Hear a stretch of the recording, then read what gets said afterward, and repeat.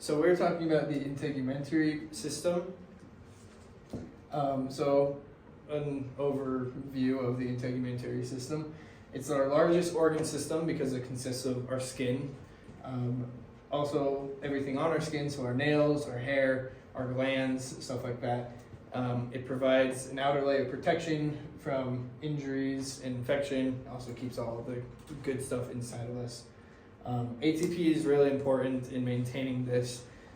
It's a major contributor for melanin production, skin inflammatory response, and responding to mechanical injury, so like when you get a wound or you get cut. It also plays a major contribution in our sweating as well. So in terms of melanin production, melanin is it's a pigment. You have the structure here. It's produced from melanocytes in the skin, the cells that make melanin. And melanin is going to protect our skin from UV radiation, so excessive sunlight, things like that. So ATP's role in this, here we have this nice pathway.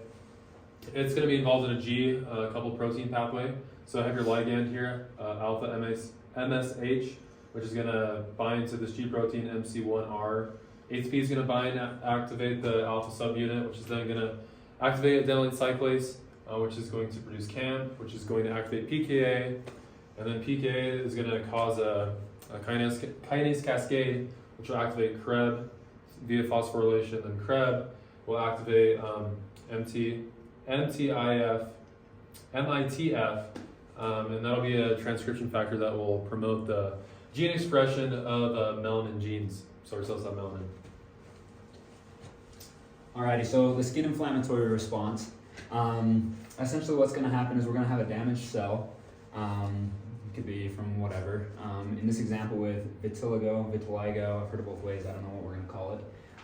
We'll start with an oxidative stress to the cell, and that's going to activate, ATP is going to come in and it's going to activate this ROS in here, which is a reactive oxygen species, which essentially just causes the death of the cell. ATP then will go extracellularly and it activates the inflammasome. And the inflammasome is really important as it leads to an enzyme that it's called capsase 1, and it's going to activate, I forget what it's called because I can't read my diagram, but it's IL-1 beta and IL-18, and those are the inflammatory molecules that are going to go and cause inflammation in the cells. In the example of vitiligo, it's going to come into these melanocytes, and that's what's going to cause death of the melanin in the skin cells and cause depigmentation, as we see with Michael Jackson. But, Okay. Sweet, yeah, so we know that that ATP provides energy to the cells, but also another big thing that it does is it can act as a signaling molecule. So for example, when we get injured, like when there's a tear or something in our skin, ATP will actually be released out, and this ATP can go in and travel and go and bind to some specific receptors that are called purinergic receptors. So there's two kinds, there's P2X and P2Y. This P2X just acts as a ligandated ion channel. And then this P2Y just works as just a typical G protein. So the ATP will come in and bind and go, and this will work just as signal transduction, where for example, it'll come in, go to your adenylate cyclase, which will increase your levels of cyclical AMP, and then that will go activate a pKa,